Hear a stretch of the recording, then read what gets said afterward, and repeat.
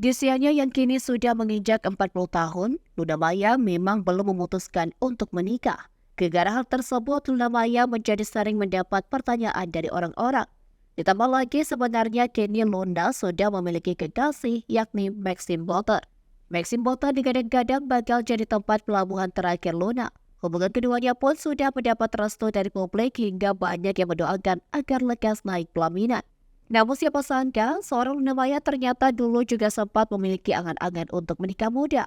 Fakta tersebut pun terungkap saat ia memandu podcast YouTube TS Media bareng Miriani Romantir. Yang cuplikan videonya mendadak viral usai diunggah ulang akun Instagram @maximon pada Selasa 30 Januari 2024 lalu. Di mana pada kesempatan itu, Luna menuturkan sendiri perihal ia yang dulu berangan-angan akan menikah di usianya yang ke-23. Namun, angan-angan tersebut mendadak belum kelihatan hilalnya sampai 20 tahun kemudian.